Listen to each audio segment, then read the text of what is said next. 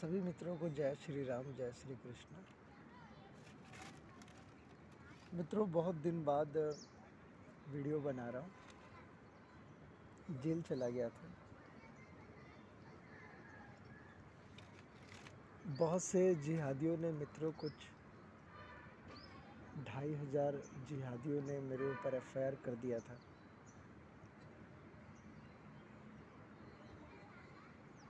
खैर, उसकी चर्चा हम बाद में करेंगे। तो मित्रों, एक मित्र ने पूछा कि हम जन्म क्यों लेते हैं, जीवन का लक्ष्य क्या है। तो इस तरह के जो प्रश्न होते हैं मित्रों, ये जीवन के असली, वास्तविक और महत्वपूर्ण प्रश्न होते हैं।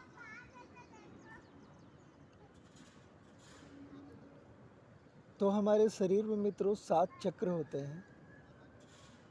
ये जो 7 चक्र हैं, जैसे आप इनको सिंबलाइज कर सकते हैं, जो 7 कलर्स हैं उनके साथ। तो ये 7 चक्र क्या होते हैं मित्रों, और इसमें से जो पहले के 3 चक्र हैं, तो 99% जो पॉपुलेशन है, वर्ल्ड पॉपुलेशन, ये इसी 3 चक्र में इनका जीवन बीतता है। ये नशे में, खाने पीने में, भोग विलास, अय्याशी में, इसी को ये जीवन मानते हैं। तो ये जो बेस के जो 3 चक्र हैं, जिसमें सबसे लास्ट जो चक्र है सैटर्न, फिर उसके ऊपर का जो चक्र है जुपिटर, और मित्रों सबसे टॉप का जो चक्र है इसमें मरकरी। तो जब आप इस सीक्वेंस को देखेंगे तो आपको पता चलेगा कि ये जो 7 चक्र है, हमारे ऋषि मुनियों ने इसकी खोज बहुत ही पहले कर दी थी। तो आज जहाँ पर विज्ञान पहुँचने की कोशिश कर रहा है मित्रों, वहाँ पर आध्यात्म बहुत पहले से ही पहुँचा हुआ है। और धर्म और आध्यात्म, इसके बिना मित्रों जीवन का कोई भी अर्थ नहीं है।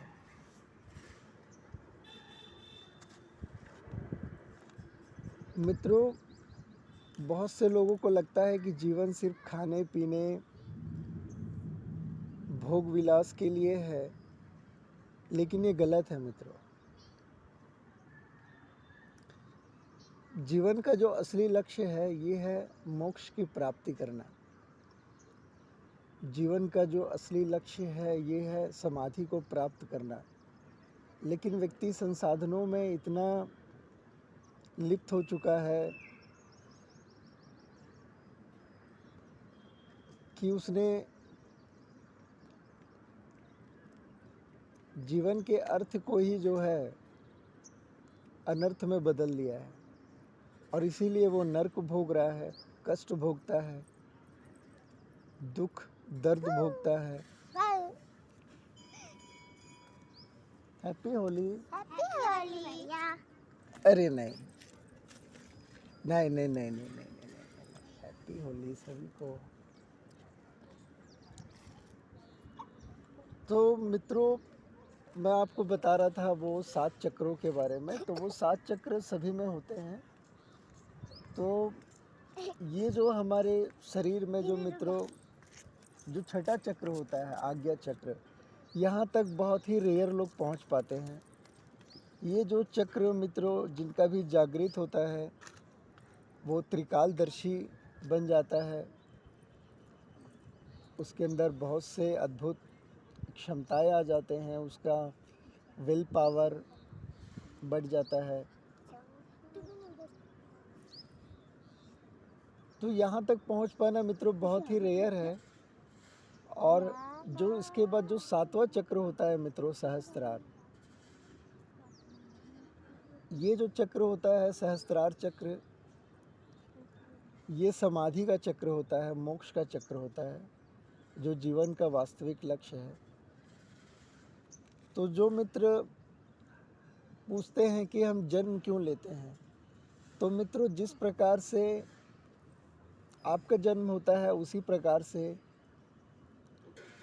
आपके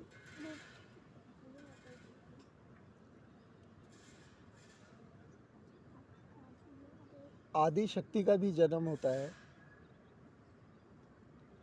और जब तक इनका मिलन नहीं होता मित्रों, तब तक जो है ये जीवन अधूरा है। जैसे कि एक पॉजिटिव चार्ज होता है मित्रों, उसके काउंटर में एक नेगेटिव चार्ज होता है, और जब वो दोनों कोलैबोरेट होते हैं तभी एक पॉइंट पैदा होता है न्यूट्रल। न्यूट्रल मीन्स एक समाधि की अवस्था। तो समाधि की अवस्था को प्राप्त करने के लिए मित्रों आपको इन तथ्यों को जानना बहुत ही आवश्यक है। तो जब भी आप ध्यान करते हैं तो आप देखते हैं कि एक बिंदु आपको दिखाई देती है, एक प्रकाश बिंदु आपको दिखाई देती है। ये जो बिंदु है मित्रों, ये दिन में आपको एक काले टीके की तरह और रात में आपको एक लाइट की तरह दिखाई देती है। तो ये पॉइंट मित्रों क्या है, कई लोग बोलते हैं ये परमात्मा है, कई लोग बोलते हैं वो आत्मा है, बहुत से लोग बोलते हैं वही जो है सब कुछ है, वो जो बिंदु दिखाई दे रही है। लेकिन मेरा मानना है मित्रों, वो जो पॉइंट है वो परमात्मा नहीं है, क्योंकि परमात्मा ने तो बनाया है उसे भी जिसे आप देख रहे हैं और उसे भी जो देख रहा है। तो वो पॉइंट क्या है, और क्यों हमारे सनातन धर्म में मित्रों मूर्ति पूजा की जाती है, और क्यों हम स्नेक को एक बहुत ही इम्पोर्टेंसी देते हैं। जब भी आप देखेंगे भगवान शिव के मंदिर जाएंगे या हमारे किसी भी देवी देवताओं के मंदिर जाएंगे तो वहाँ आपको ये जो स्नेक का स्टैचू दिखाई देता है। तो इसका कारण क्या है मित्रों, ये स्नेक जो होता है ये पास्ट लाइफ, पूर्व जन्म के यादों को ये संकलित करके रखता है। ये जो पास्ट लाइफ मेमोरी है इनके अंदर, ये आपकी एक याददाश्त शक्ति होती है। उसी प्रकार से ये जितने भी प्रकार के जीव जंतु हैं मित्रों, ये इन सब के अंदर एक प्रकार से आप बोल सकते हैं कि ये एक प्रकार से ये एक मेमोरी है, जिन्होंने आपके बहुत से जन्मों के जो आपके विचार हैं, जो आपके कर्म हैं, उनको रखा हुआ है स्टोर करके।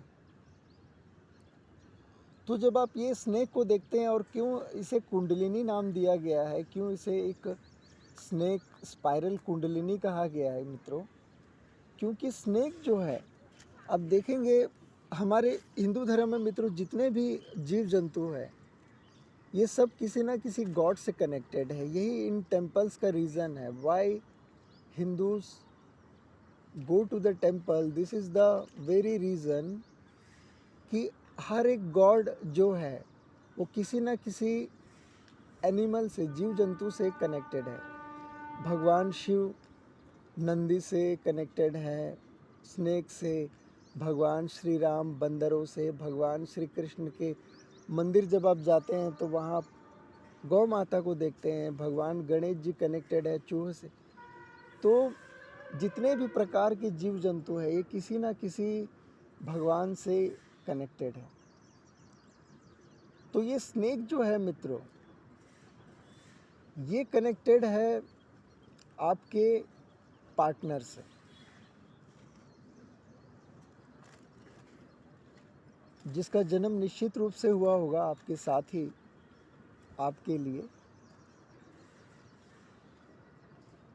तो वो जो मिलन है मित्रों, उसको बताने के लिए ये टेम्पल्स हैं, ये मंदिरें हैं, ये स्नेक का कॉन्सेप्ट है, ये 7 चक्र हैं। और इन मंदिरों का जो इतिहास है ये आज का नहीं है। आज आप देखेंगे कि आज आप जैसे देखते हैं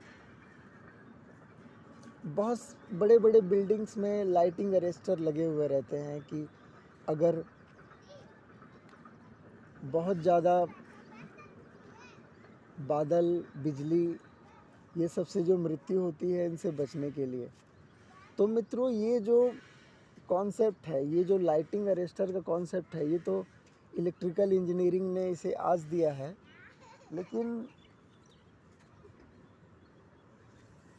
हमारे ऋषि मुनियों ने, जो एक रिसर्चर थे, एक वैज्ञानिक थे, उन्होंने इसे लाखों वर्ष पहले ही बता दिया था कि आप देखते हैं बड़े बड़े मंदिरों में, जितने भी मंदिर हैं, पुराने पुराने मंदिरों में भी ये जो लाइटिंग अरेस्टर का कॉन्सेप्ट है मित्रों, ये हमारे ऋषि मुनियों की खोज है।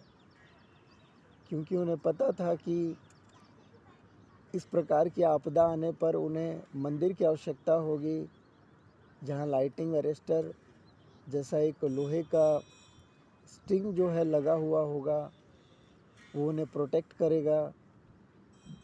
और क्योंकि मंदिर जो है किसी भी गांव का सबसे बड़ा घर होता है, तो बाढ़ की स्थिति में, किसी भी प्रकार के आपदा की स्थिति में, तूफान की स्थिति में, चक्रवात की स्थिति में आप वहाँ सुरक्षित रह सकते हैं।